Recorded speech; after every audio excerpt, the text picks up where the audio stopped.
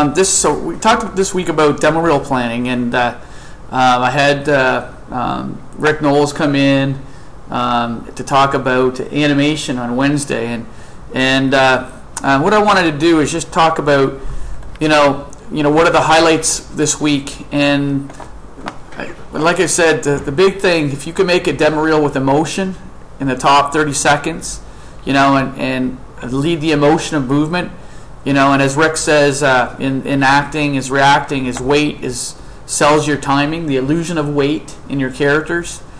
And your characters in a level, personify your level. Without that, you're just going to have a ghost town fly through with particle effects. Characters, people relate to characters, and your character level should play an action until something happens to it, or makes him play or her play a different action.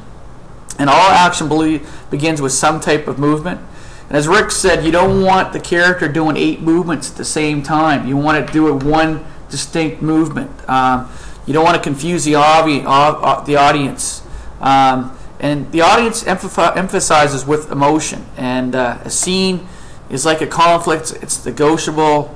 Having a contrast, like a turtle and a beast, having contrast in your characters really sets it above the rest too. Another thing is about timing. Rick mentioned weight shift. When you're holding a huge club or hammer, your body should be positioned on one side or the other, as if it's really heavy hammer. You can exaggerate it, and always think where the character's weight is. And even a little small turtle, it's got a big shell on it. It's got a lot of weight to carry around. And animators develop their skills to shift weight from the foot to the leg, and this is very convincing to the audience. And one thing that Rick mentioned, the weight, shift, and balance is the weakness of the 3D animators. You can be the best 3D artist in the world, but to be an animator, it's all about weight, shift, and balance. And that's why I had Rick come in to talk about timing. It's a #1 thing we think as an animator. Even an animator with no 3D background traditionally can come into a tool and do a lot better job than a tech 3D modeler, and animate a lot better in a quicker amount of time. So because they think squash and stretch, they think about compression and extension in the characters, because they have to do it by hand over the years, whether it's Flash or traditionally as pencil test.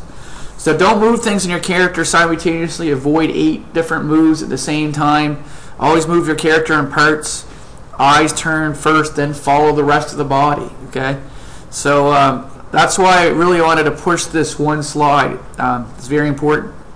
Next thing that's important is the storyboards. This is a typical layout of a storyboard. I showed many samples from past students, hundreds of them, different sheets, and you've got to be able to plan your shots ahead of time instead of wasting hours in 3D. Just do a simple thumbnail sketch on boards. Now, as far as your demo reel as a game artist, you should do some type of introduction. Next term in level in enhanced 3D, we'll actually do a demo intro. You'll put your best work in the top 30 seconds and the remaining work in the last 90 seconds.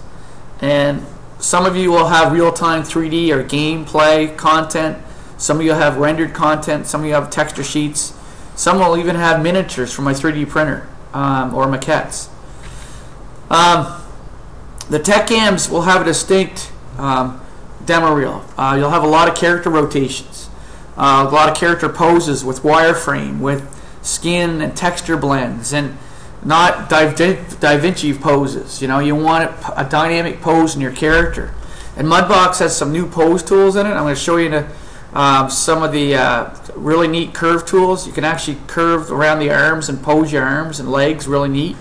I'll show you that. I was learning it yesterday, and it's pretty neat. You might want to show some mechanical objects too to diversify your portfolio, add a weapon, even a simple building that you've done, just to diversify your portfolio. Finally, the game artist in here, the level guys, you should have an indoor fly-through or walk-through and outdoors. I really want to push the gameplay side of it with UDK or Unity, modular sections and buildings. but don't concentrate 30 seconds on just a door. You know, put the door in a building. You know, don't just have a door rotation. You know, you want to really emphasize detail in your building or your modular sections. Put 50 modular sections on the same page, for example.